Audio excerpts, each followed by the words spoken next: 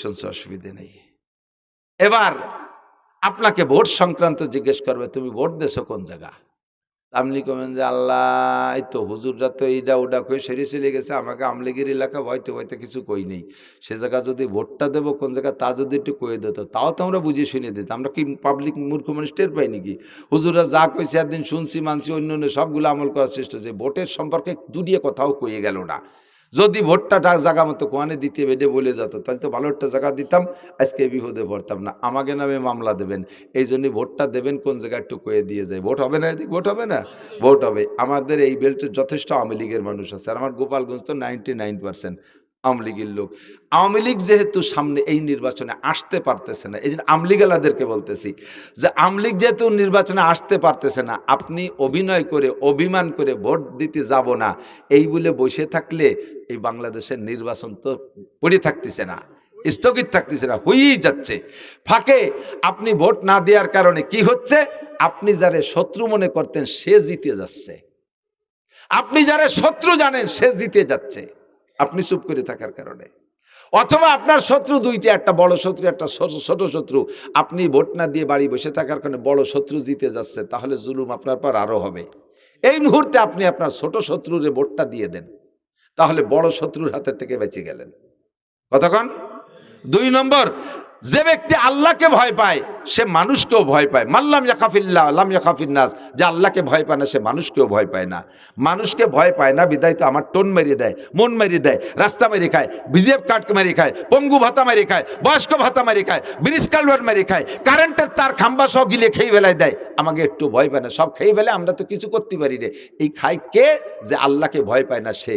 যদি আল্লাহকে ভয় পাইতো তাহলে এই সমস্তগুলো মারিয়ে খাতে পারতো না। আর আল্লাহকে ভয় পায় না কে?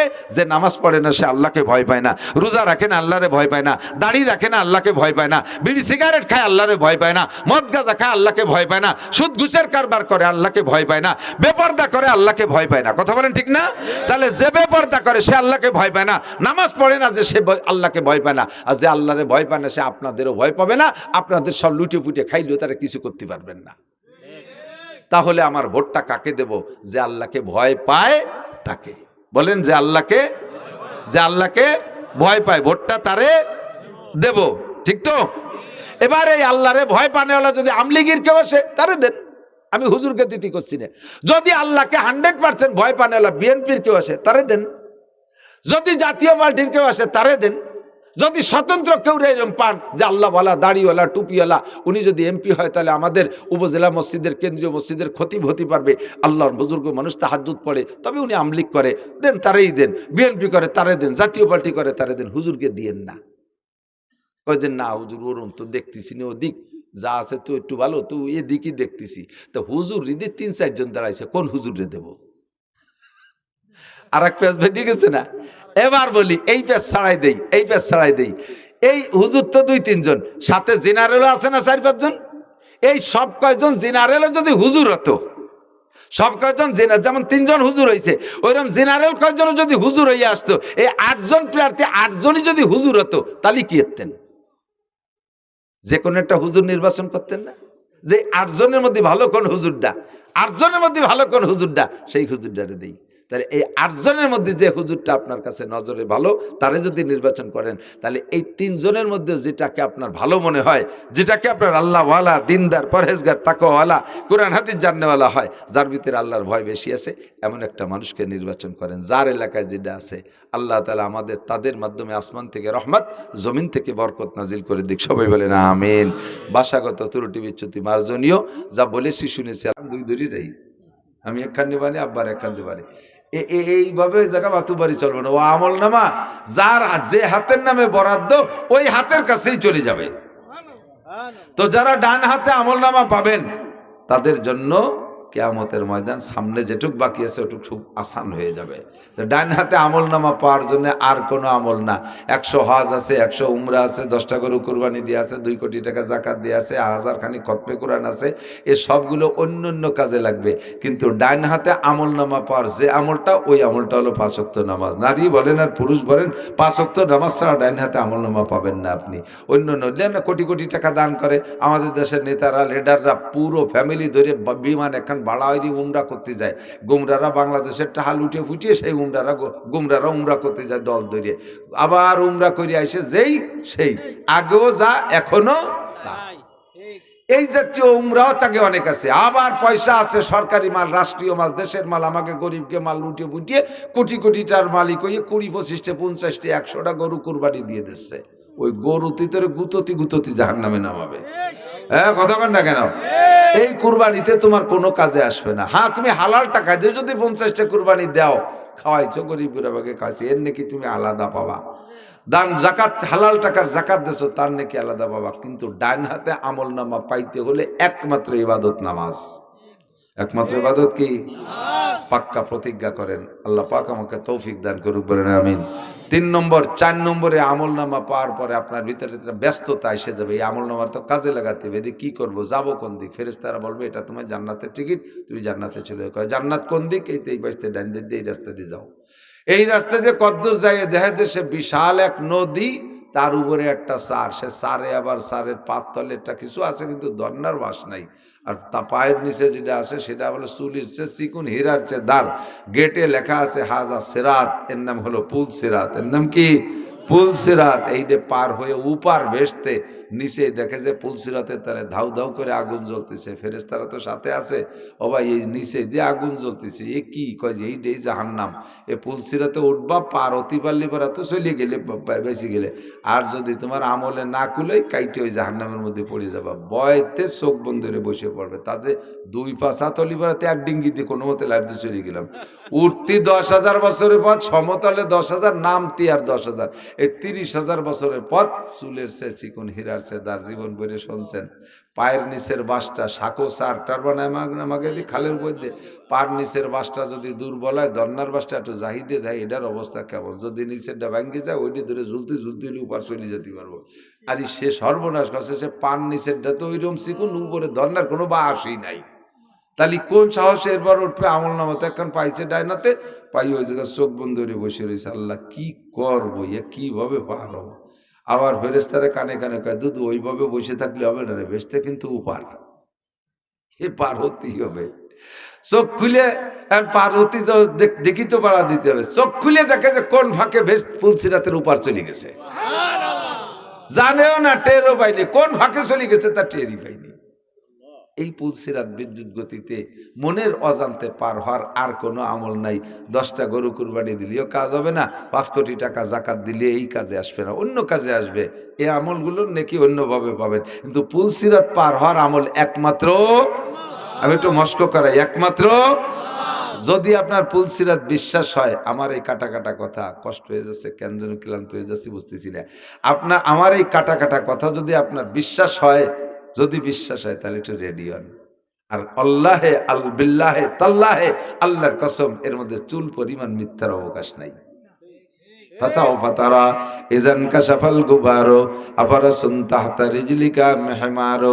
দুনিয়ায় বসে টের পাইতেছি না, চক্ষু বন্ধ করে কবরে যার সাথে সাথেই বুঝবেন যে যা বলেছিল হুজুররা সত্যি না মিথ্যা। সেদিন বুঝে তোর কাজ হবে না। সেদিন বুঝে, যেমন এই যে অনেক নেতাগুতাকে এখন বুঝিয়ে কাজ হচ্ছে না, ঠিক না? সময় মতো যদি বসতো তাহলে কাজ যাতে হচ্ছিল ঠিকও থাকতো। সময় মতো বোঝে নাই, এখন বুঝে কোনো কাজ হচ্ছে না, কোনো কাম হচ্ছে না। একদিন আপনার এরকম হবে, আল্লাহ না করুক। জোরে কেন আমিন। আল্লাহ যেন হেফাজত করে, কেন না আমিন। এখন পুলসিরাত পার হয়ে গেছেন, কি দিয়ে পার হয়েছেন? নামাজ দিয়ে। বলেন কি দিয়ে? নামাজ দিয়ে। পার হওয়ার পরে বিশাল ফাঁকা, খুঁজে পাচ্ছে না বেসতে কোন দিকে। তো পার তো আসলাম, বর্ডার তো পার হয়েছে, কিন্তু এবার সে দেশে কোন জায়গা যাব, এরকম কোনো টেনশন করা লাগবে না। ওয়ায়াদখুলুল জান্নাতা বিগাইরি হিসাব, ফেরেশতারা সম্মানের সাথে আপনাকে জান্নাতুল ফেরদাউসে পৌঁছায় দেবে। আপনারা আখেরি নবীর উম্মত, জান্নাতুল ফেরদাউসের বাসিন্দা হবেন। আপনাদের জন্য ফেরেশতারা দলে দলে দাঁড়ায় রয়েছে। আল্লাহ ওয়াসিকাল্লাযীনা ইত্তাকাউ রাব্বাহুম ইলাল জান্নাতি যুমারা। পুলসিরাত পার হওয়ার পরে ফেরেশতারা এসে দলে দলে সম্বর্ধনা দিয়া, নারায়ে তাকবীর, আল্লাহু আকবার দিয়া, আপনাকে ইস্তেকবাল, মারহাবা, আহলান সাহলান দিয়া আপনাকে জান্নাতুল ফেরদাউসে পৌঁছাইয়া দিবে। এইটা যদি পাইতে হয় তাহলে লাগবে খামসু সালাওয়াত। একটু বলেন কয় ওয়াক্ত নামাজ? আল্লাহু আকবার। এই জন্য আমরা রেডি হয়ে যাই, নামাজ ছাড়া আমার কোনো উপায় নাই। আল্লাহর কাছে রুজি চাইতে হলে নামাজের মাধ্যমে, ধনী গণী হইতে হলেও নামাজের মাধ্যমে, এবার সব পুরস্কারগুলো পাবো নামাজের মাধ্যমে। কিন্তু নামাজটার হালাতকে এইটা জানি না। আজকের মাহফিলের নাম হলো ইসালে সওয়াব অথবা কে বলা হয় রুহের মাগফিরাতের জন্য। তা এখান থেকে আমরা যত বেশি নেকি কামাই করতে পারবো, আমরা যত নেকি বেশির পরিবেশ করতে পারবো, তাহলে মারহুমের রুহের পরও নেকি বেশি যাবে।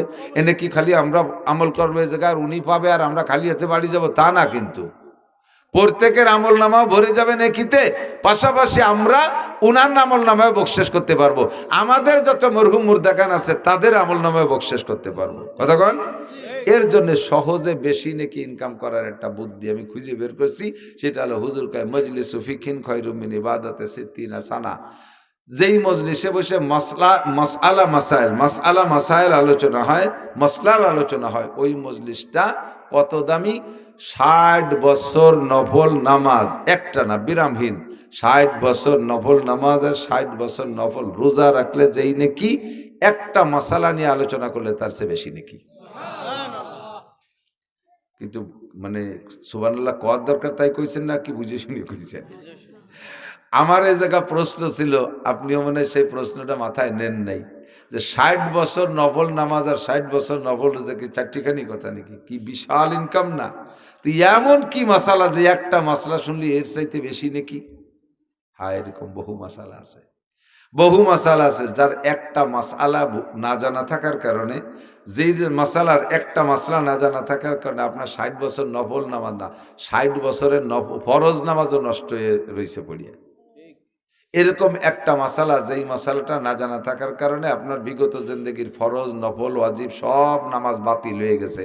এর একটা মাসালার দাম 60 বছর নফল নামাজ না, 60 বছর না, 60,000 বছর নফল নামাজের চাইতেও বেশি। কতক্ষণ? কারণ কিয়ামতের ময়দানে আল্লাহ তাআলা নফল নামাজ সম্পর্কে জিজ্ঞাসা করবে না।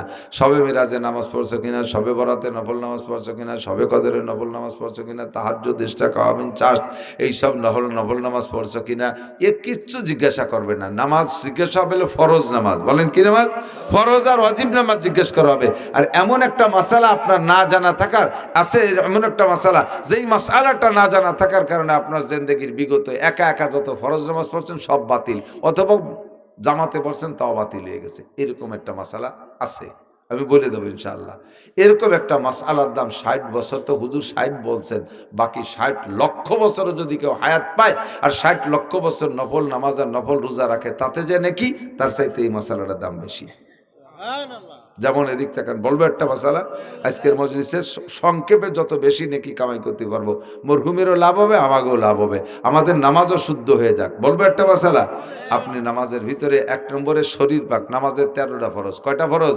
ভিতরে বাহিরে কয় ফরজ? 13 ফরজ। 1 নম্বরে শরীর পাক, 2 নম্বরে কাপড় পাক, 2 নম্বরে কাপড় পাক, 3 নম্বরে নামাজের জায়গা পাক, 4 নম্বরে 70 টাকা।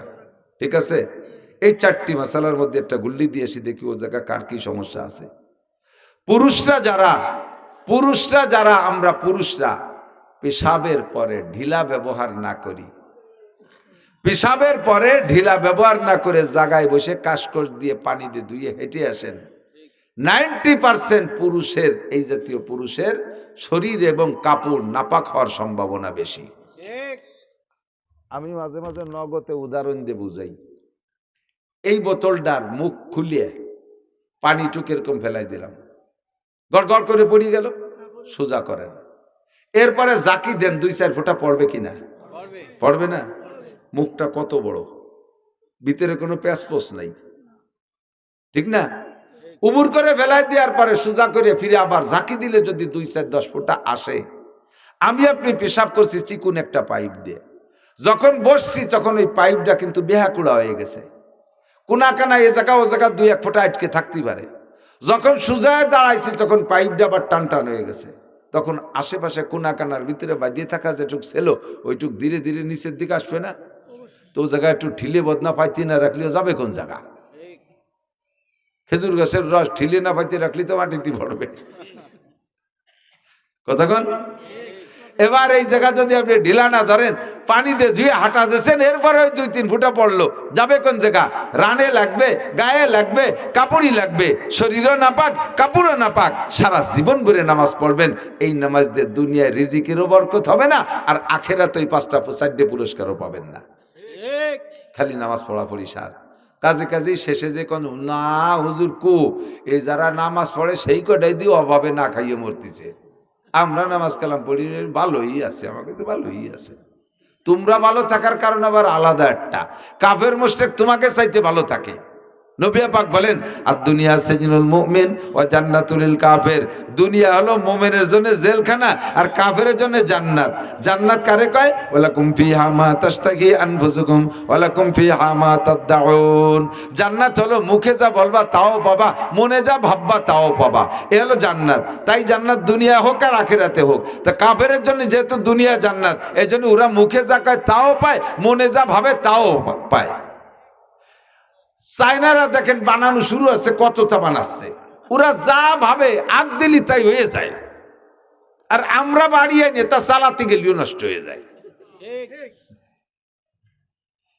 জাপানি, Germany, American, Italian, Francis, European, এই বিজ্ঞানী কাফেররা কত কিছু আবিষ্কার করছে, আমরা মুসলমানরা তাই নিয়ে ব্যবহারও করতে দিশে পাই না।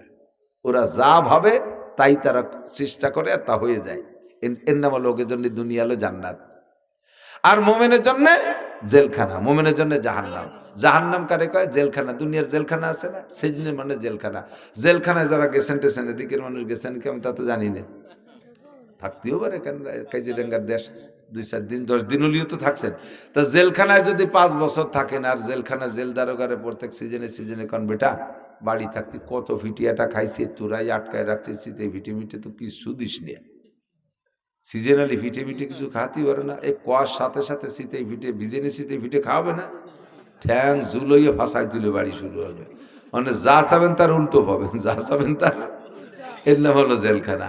তো দুনিয়ায় ওরা বেশি পেয়ে যাচ্ছে, নামাজ না পড়ে ভালো থাকতেছে, সেটা ভিন্ন কথা, সেটা হলো ওই কারণে পাচ্ছে।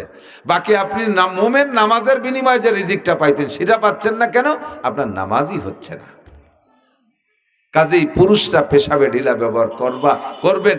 যুবক, তুমি কয় আমি তো নামাজ কালাম পড়ি না, আমার ঢিলা কুলুকির কি দরকার? কেন? তুমি শরীরটাকে পাক রাখবা না কেন? তুমি যে হালাতে মারা যাচ্ছ, তোমার ওই হালাতেই কিন্তু হাসর হবে। তোমার শরীরটা প্যান্টটা না পাক, একটা মোটা জিন্সের প্যান্ট পরছো, 7 দিন পর্যন্ত ডেলি খুলে গোসল করে আবার তাই পরো। এদিকে পেশাব করে ঢিলা কুলুক ব্যবহার করো না। টাইট পেশাব প্যান্ট পরে পেশাব করছো, একবারে ক্লিয়ার হয়নি, আটা দেওয়ার পরে বাহিটুক পড়ছে। ওই জায়গা যদি তুমি কিছু একটু ঢিলে বদনা না পাতো, তাহলে ওই জায়গা প্যান্টে লাগছে না? প্যান্টে প্রত্যেক দিন 10 ফোঁটা পেশাব পড়লো, সকালে 10 ফোঁটা, ঘন্টা 2 ঘন্টা পরে আর 10 ফোঁটা, আবার 5 ঘন্টা পরে পেশাব করছো, ডেলি 5-6 বার পেশাব করছো, তাতে দিন রাত জড়াইয়ে তোমার পেশাব ছটাকখানিক পেশাব প্রায় 50 গ্রাম ওই জায়গা পড়ছে। একবার ভেজে একবার শুকোয়, একবার ভেজে একবার শুকোয়, 7 দিন পর্যন্ত যদি এক প্যান্টের ওই জায়গা ওই হালাত হয়, ও প্যান্টে কি কুত্তো মারা গন্ধ হয়ে গেছে না? ও ভরিয়ে ঘরে গেলি পরে সবাই নাক টানে, সাইম সে গন্ধ কি, সুসো মরছেনি কোনো? আরে সুসো মরে নাই, তাজা সুসোর গন্ধেইতে ঠিকতে পারতেছি না, কথা কর না কে? তাহলে তোমার শরীরটা কেন না পাক রাখবা? পকেটে একটু টিস্যু থাকবে, টিস্যুর গায়ে মেলা ওজন না, পকেটে একটু টিস্যু রাখেন, এর থেকে একটু ছিঁড়ে ঢিলা ধরেন, আপনার শরীরটা পাক থাকবে। কথা কি বুঝে আসছে? এই মশালাটার দাম 60,000 বছর নফল নামাজের রোজার চাইতে বেশি। বলে সুবহানাল্লাহ। আর 2টি ইম্পর্টেন্ট মশালা বলেই শেষ করে দেবো, আর 2টি ইম্পর্টেন্ট মশালা বলে শেষ করে, সেটা হলো এদিক জামাতে নামাজ পড়েন না? জামাতে নামাজ পড়েন।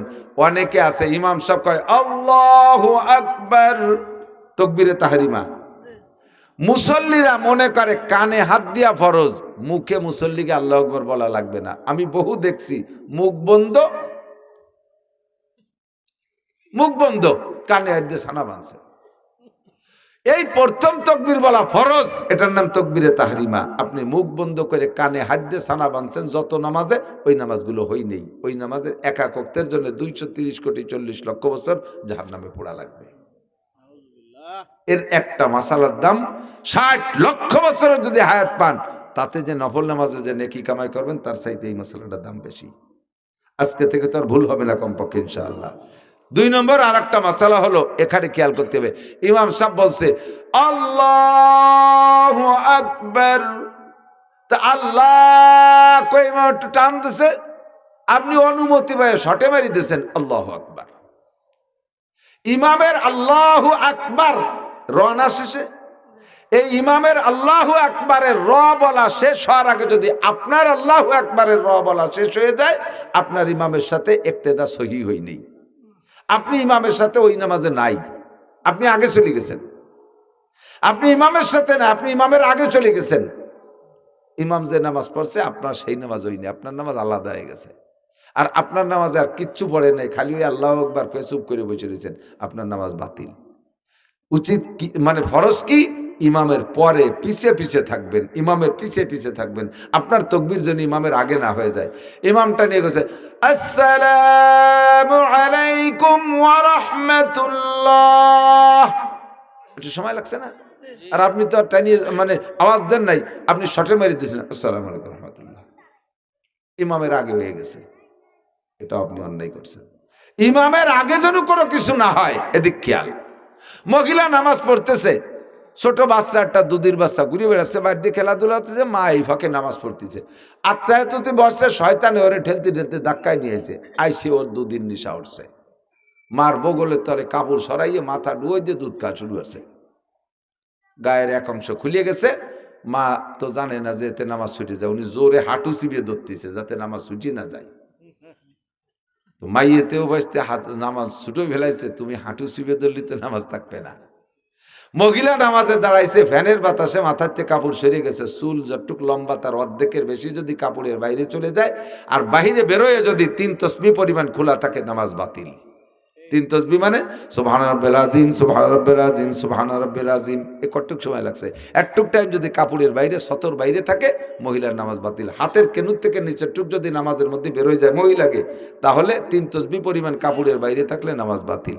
আপনারা যারা পুরুষরা নামাজ পড়েন, মাঝে মাঝে দেখি তো, এই পাশে সেদিন এক জায়গায় আইছি, কোন জায়গা যেন আমার মনে নেই, মাগরিবের নামাজ পড়তে, এই সালতার ভিতরেই মাগরিবের নামাজ পড়তেছি, আমার সামনে ওই যারা আমার দাওয়াত দিয়েছে যুবক কমিটির মাহফিল, সে আমার সামনে মাগরিবের পড়তেছে, ওই ওক্তে আমার নামাজ হয়েছে কিনা তা আল্লাহই জানে। প্রত্যেকবার রুকুতি যাই, রুকুতি গেলি দেই, ও তো আমার সামনে, ও আমার আগেই চলে যাচ্ছে, রুকুতি দেই যে গেঞ্জি এদিক সরিয়ে আসতেছে, প্যান্ট ওই দিক সরিয়ে চলে যাচ্ছে, পাছার গিরিয়ে বার হয়ে গেছে, আর শিয়ের মিয়ের সব দেখা যাচ্ছে। তাহলে কি নামাজ হলো কন্ত দিই? এই যে প্যান্ট পরা গেঞ্জি পরা পাল্টি, তাদের পাছা বেরোয় পিরাই, কথা বলেন। ফরজ 70 টাকা ফরজ, নাবির উপরে থেকে পাশো পাশ সবটুক সামনে আটকানো আছে, পিছন দিয়ে যখন গেঞ্জি আর প্যান্ট সরিয়ে গেছে, আপনি ল্যাংটা হয়ে গেছেন, আপনার নামাজ বাতিল। এই নামাজে আপনার রুজিও বরকত দেবে না, আর মরার পরের ওই 4 পুরস্কারও দেবে না। এর একটা মাসালার দাম 60 বছর নফল নামাজ ও রোজার চাইতে বেশি। আর একটা মাসালা না কেউ পারতেছি না, যেটা অ্যাক্সিডেন্ট হয়ে যায় আপনাদের মসজিদে, যে দেন ইমাম সাহেব রুকুতি চলে গেছে, রুকুতি চলে গেছে, আপনি এখন রুকুতি যদি যাইয়া ইমাম সামি আল্লাহর সামি আল্লাহ কতি সাইডে শুরু হচ্ছে না সিন, সামি আল্লাহর কর আগে যদি আপনি রুকুতি যে একবার সুবহান রাব্বিল আযীম বলে ফেলতে পারেন, তাহলে আপনি রিকাতটা পাইলেন। যদি ইমাম সামি আল্লাহ কতি কতি উঠতেছে আর আপনি রুকুতি যাচ্ছেন, তাহলে আপনি ওই রিকাতটা পান নাই, সালাম ফিরানোর পরে ওই রিকাত আবার পড়তে হবে।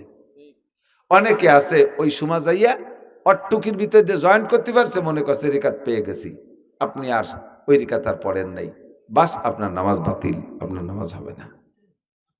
কতক্ষণ রুকু পাইতে হবে না ইমাম সাহেবকে, রুকু পাতি গেলি তো আমার তো ইমাম সাহেব রুকুতে আমার তো কত তাবাহি রয়েছে, না হয়তো আনুসল্লিয়া লিল্লাহ, আগে রয়েছে ইন্নিয়া জাতু জিয়াল্লাজি ভাতারা সমাতারা দাহানি ভমান মুশরিকিন, না হয়তো আনুসল্লিয়া লিল্লাহ তাআলা সালাসা খামসাতা সিদ্দাতা সাবাতা সামাতা তিসাতা আশারাকাতা মুতাওয়াজ্জিহিন ইলাল কাবাতি শরীফি ইক্তিদাইতু বিহাযাল ইমাম, আল্লাহু আকবার, কাবাতি শরীফি আল্লাহু আকবার। এরপরে সানা সুবহানাকাল্লাহ, এই অত্যতি ইমাম সাহেবকে আপনার জন্য বসে থাকবেন না, ইমাম সাহেবকে আমি আসো আস্তে আস্তে, আমি আসি, ইমামের 3 তসবিহ শেষ, উঠে গেছে। আপনার এই জায়গা অত তাওরা লাগবে না, যাইয়া দাঁড়াবেন, ইন্নিয়ত জাতু লাগবে না, নাওয়াইতু আল লাগবে না, সানা সুবহানাকা লাগবে না, দুইটা তাকবীর দেবেন, আল্লাহু আকবার, আল্লাহু আকবার, এক তাকবীর তাকবীরে তাহরিমা, আর এক তাকবীর রুকুর তাকবীর, যাইয়ে রুকুতে জয়েন করে ফেলবেন। রেখাতটা পেয়ে গেলেন, একা পড়লে এক রেখাতে সব পাইতেন, জামাতের সাথে পেয়ে গেলেন এক রেখাতের দাম 27 রাকাত। কোন সুবহানাল্লাহ। এই জায়গাটুক ভুল আমাদের অনেকেরই হয়ে যায়, এই ভুলটুকু আমরা করবো না, ঠিক আছে না? এই 4-5টা 6টা মাসলা কইছি না, তাহলে কি লক্ষ লক্ষ কোটি কোটি নেকি আমার পক্ষ থেকে মরহুমের রুহের মাগফিরাতের জন্য আমাদের আজকের মাহফিলের এই নেকি বকশেষ করলাম। আল্লাহ তুমি তার আমল নামে পৌঁছাই দিও। মানুষ মারা গেলে সব কিছু আমলের দরজা বন্ধ হয়ে যায়, 3টে দরজা খোলা থাকে। 1 নম্বরে সদকায়ে জারিয়া, 2 নম্বরে নেক সন্তান, 2 নম্বরে নেক সন্তান। হাফেজ আব্দুস সামাদ বাপের নেক সন্তান হওয়ার বদৌলতে আজকে তার বাপের জন্যে এই কাজটা করলেন সোয়াব রেসানির জন্য। আগের থেকেই প্রথা চালু আছে, তবে যে তারিখে মারা গেছে জাস্ট ওই তারিখে কখনো করবেন না। ওই তারিখে করলে এটা কুপ্রথা, একটা বেদাতের সাথে মিলে যাবে। বছরে মনে চাইছে যে কোনো একটা সময় মাহফিল করলাম, নিজেদের পক্ষ থেকে যে নেকি হবে আব্বার রুহের মাগফিরাতের জন্য ইসালে সোয়াবের নিয়তে করে দেবেন। ওমা তুকাদ্দিমু লিআনফুসিকুম মিন খায়রিন তাজিদুহু ইনদাল্লাহ। আল্লাহ পাক বলেন, টাকা হোক, পয়সা হোক, নফল ইবাদত হোক, যাহা কিছু হোক, তুমি মরহুম মুর্দাগানদের জন্য পাঠাইতে পারো, নিজের জন্য পাঠায় রেখে যেতে পারো। যা পাঠাইবা হুবহু সে কিয়ামতের ময়দানে পেয়ে যাবে, একটুও কম হবে না। আমরা এই জাতীয় ভালো কাজ করবো। আর একটা হলো আর ইলমিন ইউনতাফাউ বিহি, মরার আগে মানুষকে 2-4টে ভালো কথা, দ্বীনি ইলমের কথা শিখে রেখে যাবেন।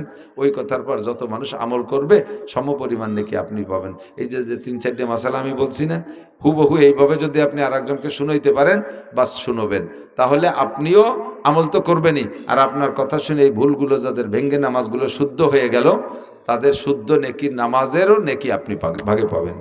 আল্লাহ তাআলা আমাদের সকলকে তৌফিক দান করেন, সবাই বলি আমিন। সুবহানাল্লাহি।